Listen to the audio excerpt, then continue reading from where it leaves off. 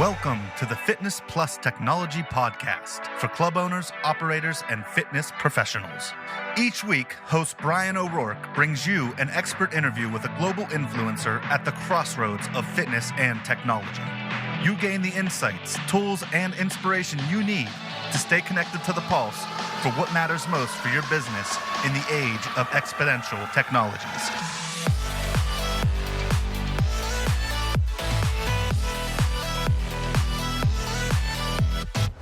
Welcome, listeners, and thanks for joining us on the podcast. I'm your host, Bryan O'Rourke. It is episode 129 as we are approaching the middle of April in 2022.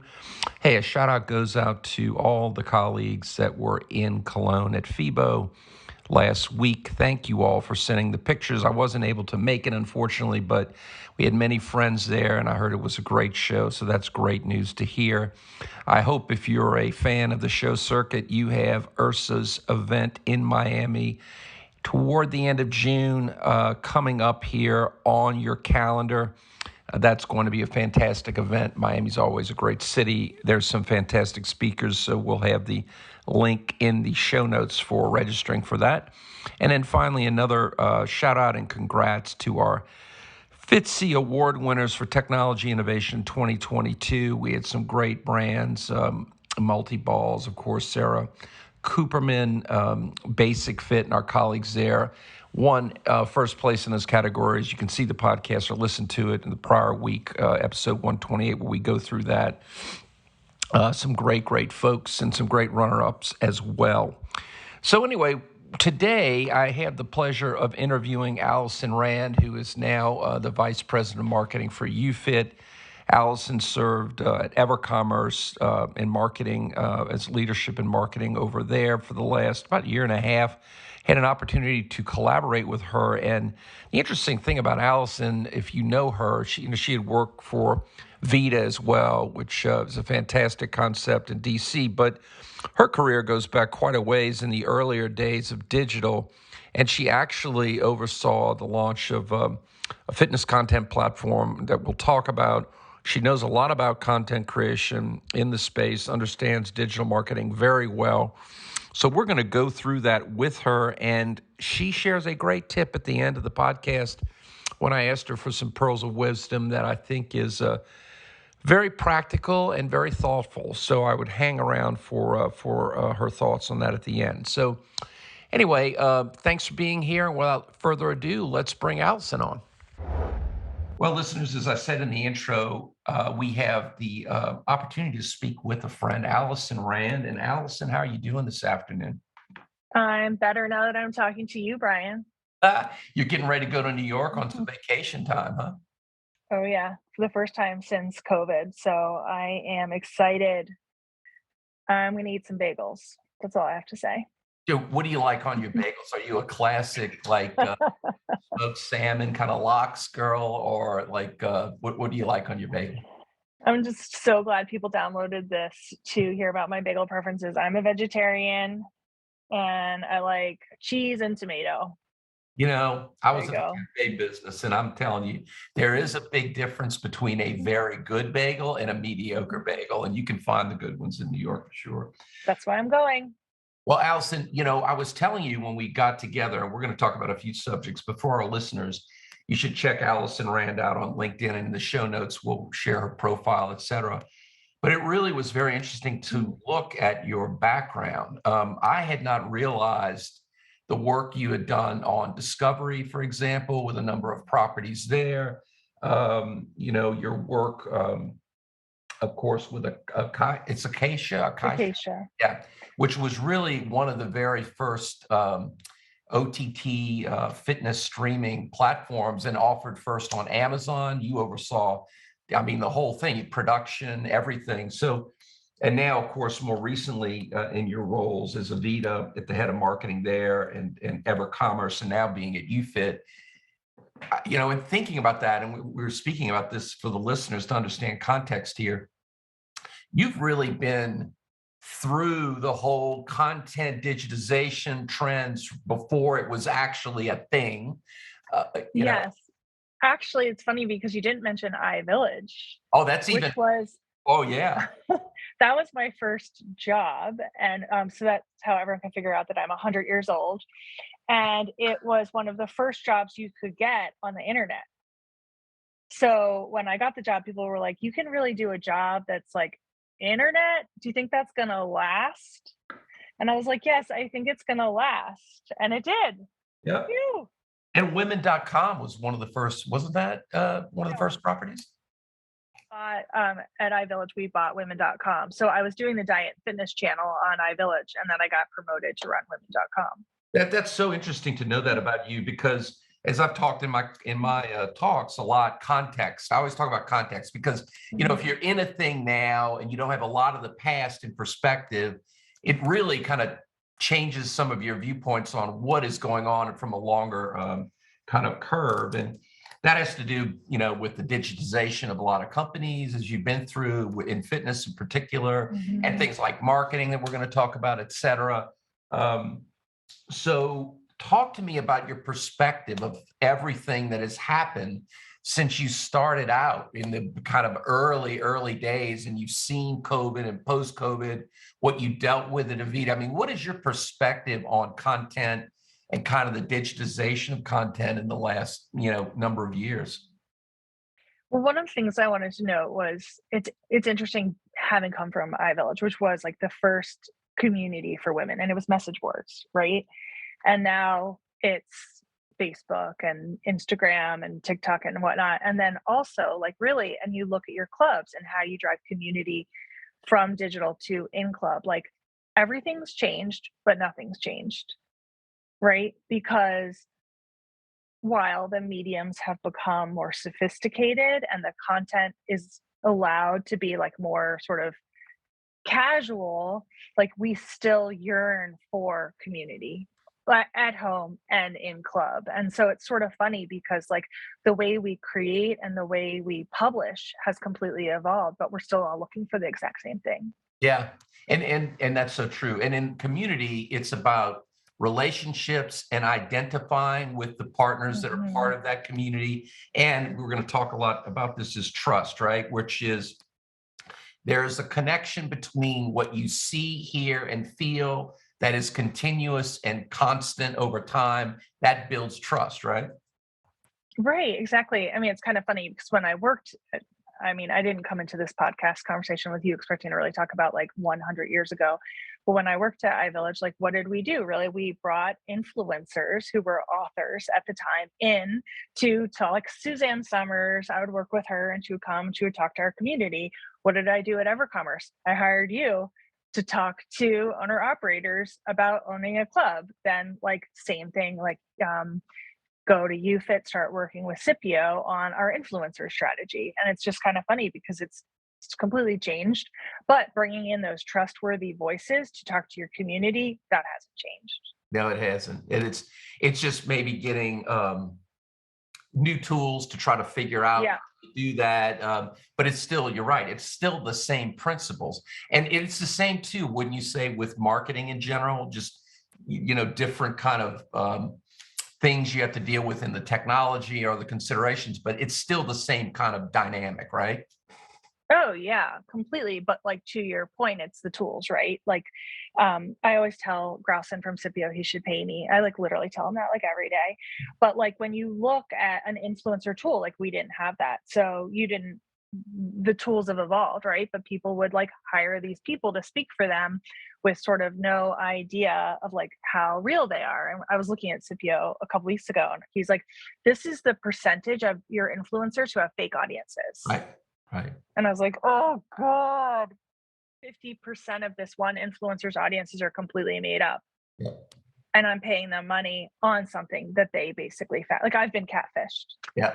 So the tools are so important. Like the tool, like, and to that point, and I know like Bryan, I talk about trust like way too much, but being able to have a tool where you see the data for yourself versus getting it from somebody else is so important. That is so important now. And again, we're going to be candid in this. So when you think about marketing, a lot of agencies, and of course I have my own digital agency that does this work and have used other groups before where They're running their data through their own system, so you really don't see what that's actually going on, or you know what I mean? Like it's you got to figure out what you can really rely on as being truthful, even attribution, as we talked about. If you're really not looking at things in the right way, you can be concluding a lot of things like, oh, this influencer is really an influencer when they're really not an influencer, or this ad is really doing this for us when it's really not necessarily doing that for you. It's harder to, if you don't have the right partners and the right attitude about things, you can really make mistakes, big mistakes, right? Right. Like it's hard because you hire an agency to do this thing for you because so you don't have to do it. But you don't get to like walk away and then like clean a club or sell memberships Right. because like I always say this, and I picked this up really from my old boss at EverCommerce, Sarah, who would say you have to be the quarterback, you have to be the quarterback. And that's how I feel at UFit. It's like we have to lean in and almost work at the agency. It's almost like I work there and I'm their coworker because of how involved I have to be. And Bryan promised he'd pull me out of the rabbit hole once I fell in. But it's about understanding each channel, how each channel is performing, and then what happens within that channel. So when someone goes to the ad, then they click on it, what happens? And then what happens from there? And then how do you talk to them after they've left? And that entire conversation per channel, per location. So it's a lot of work. And that's, of course, why you want an agency to do it for you. But you don't get to like lean back because no one is going to watch it as closely as you need to watch it. I wasn't even good enough at this at Vita, considering like how much I learned while I was at EverCommerce, like about your digital spend and really understanding those metrics.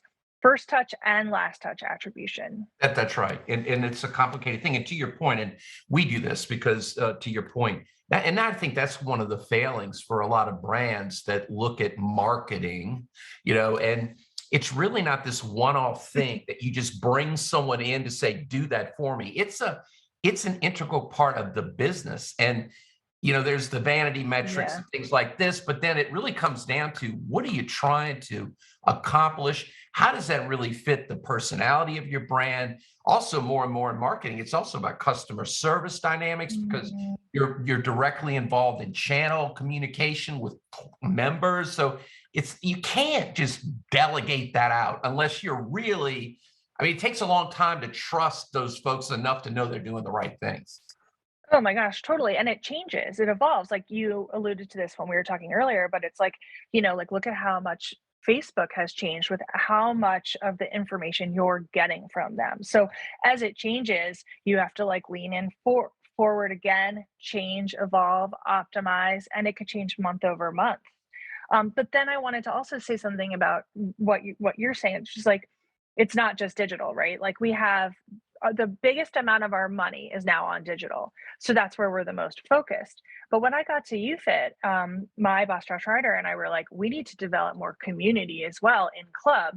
So we brought on an events manager, and we're focused on our preferred partnerships program and all of the stuff that brings the club to bring it to life, bring it more dimension, and then hopefully your digital will work better for you. But you can't just do one or the other. You need them both.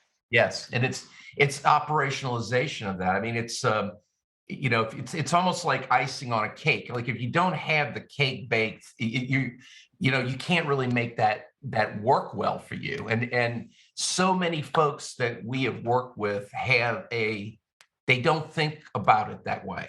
They think about marketing as strictly advertising or Yeah. strictly promotion, and it's just not. I mean, and work with clubs, that I've owned in the past. And the thing is, you want to respond to every member that's making commentary. You want to provide answers to questions in real time. You want to service people. You want to be that brand that cares, that really exhibits it, not just in club with the experience Mhm. there, but also fitting that in the digital voice. And a lot of businesses, they just don't think of it that way yet. No, I totally agree. I feel like, you know, who does a really good job of this? Jersey from Fuel. I think he does such a great job with his brand in terms of this, like sort of bringing it to life where you feel that you feel like you're joining this, you're not just joining a gym or a small group training studio, but you're joining like a thing. Yeah.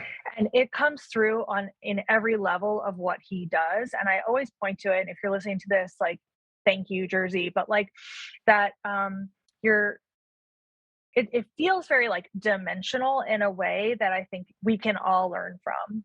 And I'm always talking about it with UFit too, right? Which is like, it doesn't matter if your gym is as fancy as a, like, UFit is not as fancy as Avita, but what are you looking for in a gym, right? If we have all the things that you're looking for, and we have the humans that acknowledge you when you walk in the door, to your earlier point, Bryan, then like, how much do you really care if it's really fancy? Like, it can meet all of your needs, but how do you communicate that? You can't communicate that in a 250 by 300 ad. That's right. You can't. You know, and in the end, you know, customer experience is marketing. Mhm. So, you know, when people feel that and they sense it, that, you know, that's really what you're seeking. It's evoking an emotion of trust. I know what I'm getting. I'm being cared for. I'm serviced. I'm getting what I need. I feel good about it. I mean, that's really kind of the cream of the cream. And it's not just about ads then. It's about Right. the whole thing, right? Right. Well, we just don't have enough money. Like, nobody has enough money except Right. for maybe like the certain biggest players who have enough money to pull that off with digital alone. Yeah. Now, listen, I don't want to get too controversial because we talked Oh, trust is a theme here. You know, you had worked at EverCommerce and we were able to collaborate there, and that was a lot of fun. thank you. It was fun. It was like my favorite thing, Oh, you're was so kind. collaborating with you. I love the work. Thank you for collaborating on it.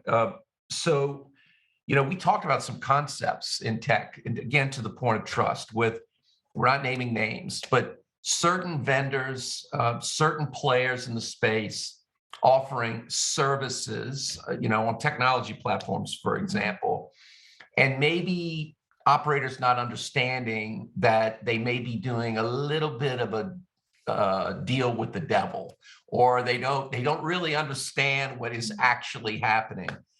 So with things like signing off on them using your data for other purposes, these kind of things. What, without naming names, I mean, what is your thinking about this? I mean, share your candid views about that kind of thing and what you would advise fitness professionals and operators to keep in mind regarding that kind of stuff.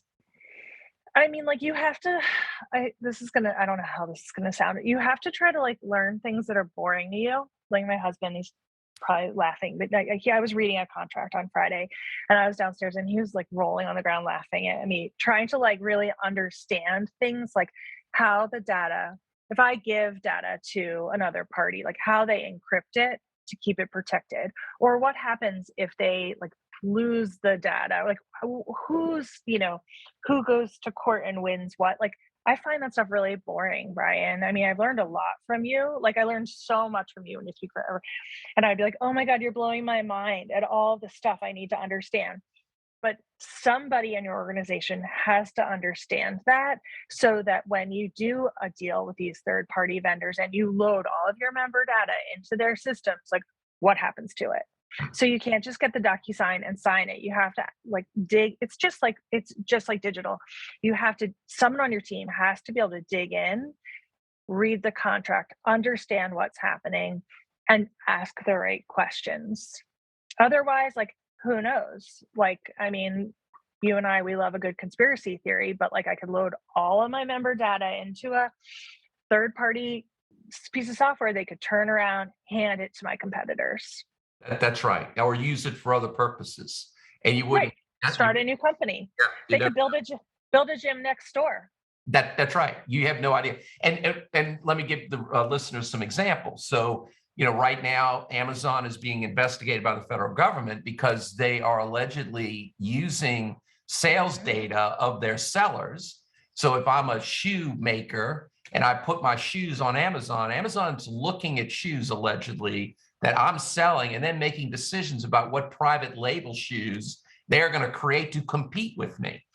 And this is all part of Amazon's agreement. So it's great to sell on Amazon, but you have to understand you're doing a little bit of a deal with the devil. Another great example, it's not so nefarious, but it's just a case in point of My listen. body. Sorry. listening to what certain brands or organizations will tell you, and then thinking about it to understand what it really means. The most notable one right now is Apple. So Apple told us, great trusted brand. Apple tells everyone, we're not going to let people track you around with retargeted ads because we want to protect your privacy when they're launching their own ad platform. So the truth is, and by the way, the money they're making off of ads has gone up tremendously.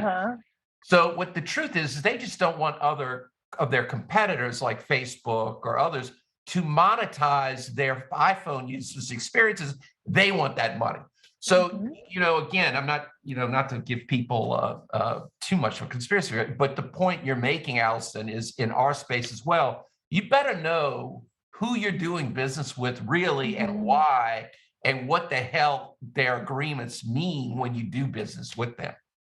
Absolutely. It's like, and then when you get data from these partners, you have to understand like really what you're looking at. Yep. So like how much of it, like what are you looking at? How much of it is reliable? Like what can you get from it? Sometimes I have to just be like, okay, this is a benchmark to figure out like maybe this isn't an exact number, it's a benchmark, and then I can figure out how do I do better or optimize from here. Yeah, so with respect to that, and particularly I want to kind of wrap up on the marketing end and get back into a little bit of content discussion. But with respect to that, then, I mean, what is your advice? Obviously, you said, listen, you need to have somebody look at what these agreements say. Obviously, you got to know that. What are there any other questions that you want to make sure you're asking? Any other advice you have on how to think about third-party vendors and data and the like? Well, for third-party data, I just think you need to treat it like it's, it's very precious. You know that, but you still hand it off to people. I mean, as gym owner operators, we are dependent on these third-party tools. So we are loading our members' data into tools, and we're going to have to do that. I don't see a situation where we get around that, right? But like that's your people's private information. And so you just have to really connect with what you're loading in, not just for yourself, because it could totally screw up your business for huge reasons, right? Like an Amazon example. So it could put you out of business, and then it could also create like lawsuits and like big upset for your membership base. And then I think just for the vendor perspective, it's really just about like looking at everything that you get, looking at every dollar, really evaluating it and asking the right questions. And if you can't get answers from your agency, then you have the wrong one. Yeah, that's absolutely true. That's good advice. So if you don't mind, let's switch over to a little bit to content. And in the days, because you were involved with OTT before OTT was a thing in many people's minds. So because you had the perspective, and then you were at Vita in the, right around COVID when everything happened. What do you see brands doing on content? What are your thoughts on content production for clubs and brands right now? What is your kind of perception of that? It's like if I had so what we did, right? I was at Acacia and we created like on-demand videos, right? OTT is just over the top television, right? So it was like basically subscription channel, $5, and you could do as many workouts as you wanted online, on your phone, or on. We were on Amazon, as you mentioned earlier. We were on Roku, all of them. Anyway, do I think like a owner operator really needs to be its own OTT channel? It's pretty unlikely. Even though I wish, because I think it's really a fun project and I love it, I don't think you're really going to see the value. I think you'll probably get more value out of like partnering with the right channels to get there. At UFit, we partner with IntelliVideo and we do the Les Mills content. If I had all the money in the world and every other problem was solved, I would want to do original content, have our trainers become celebrities and help draw more. And maybe at some point we'll get there. Right now, it's still really like, let's build top of funnel. So there's like bigger problems to solve. Right. But if you've solved all of your problems and you have time, creating original content I think it's great. It's really hard to monetize it. I think I said this to you earlier, Bryan. When I worked at Acacia, we would create like really high quality videos. And the day Vita closed down and we all had to like go home, we did a really good quality shoot. And since then, it's become more acceptable to shoot in your basement, and like you can do lower quality video from home and people will take it, right, for the right talent. And I think that that's great too. I just think it's a matter of being honest about like where your brand stands and how necessary it is to decide if it's really worth the investment. Like the other question, I think, and you've probably you probably have a lot to say on this, is like, how expensive does your platform need to be? Right. Right. Because you could spend a lot on an OTT platform for your digital brand. And I think the question we're all asking, and I'm not alone in this, is like, is it really worth it? Or could you just use Facebook Live or just use Vimeo? And I think that's the place where you really need to figure out, like, is this an add-on to your business? Is it just a basic expectation? I mean, it's just not as exciting as it was during COVID, because during COVID, it was the only option. Yeah. But what do you think? Yeah, well, what to do your you think?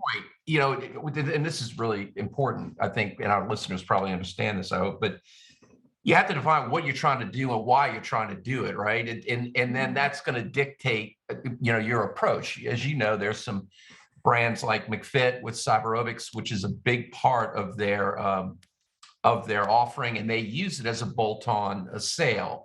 And they have a pretty large number of users. I think they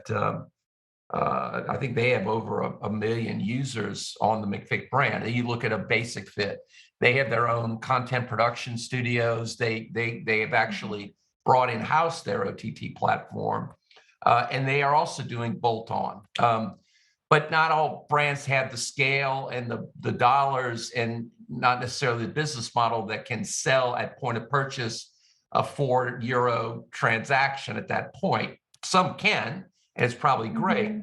But then to your point, there are other business reasons, like creating top of the funnel for membership sales or add-on value that you're just going to roll in. And so you're right. You have to do the economics. You have to figure out, why am I doing this really, right? You have to think about, do we produce, internally, or do we partner with certain firms? There's not a one size fits all, approach, obviously, right? Right. I mean, like, I always think creating like content with your trainers and with your Group X instructors is really key.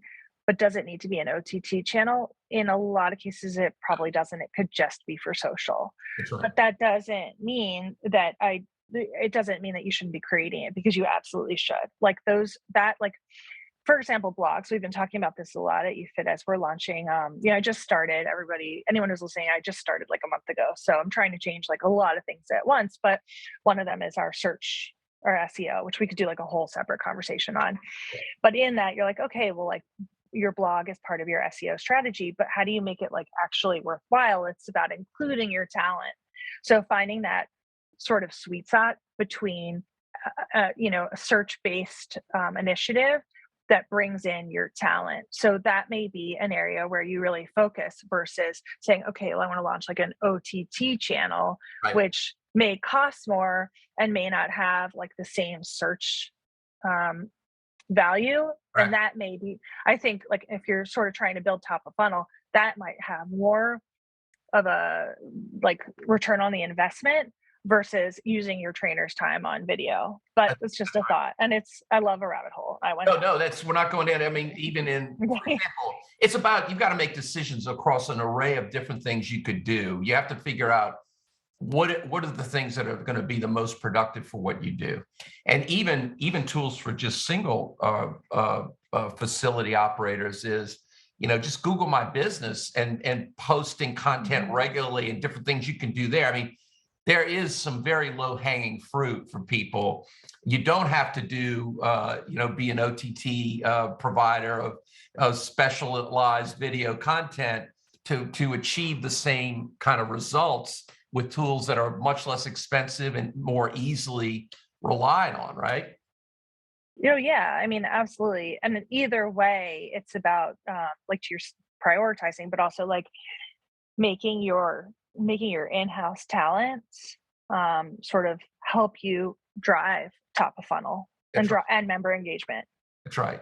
And that's where we were talking about understanding influencer marketing and all the pitfalls and things there. You know, Scipio AI just was awarded a runner-up, #2 in the I was there. I saw your award show. It was very good. Yeah, so in Scipio AI, which we're going to be posting about them and these kind of new tools, because even in that arena, you've got to be careful with deducing that this person really is an influencer over what and how versus they're maybe not, because you just don't know what you're looking at. You're seeing, vanity metrics. Oh, I have X number of followers and this kind of thing. But as we know, there are bot farms. There are all kind of nefarious things, right?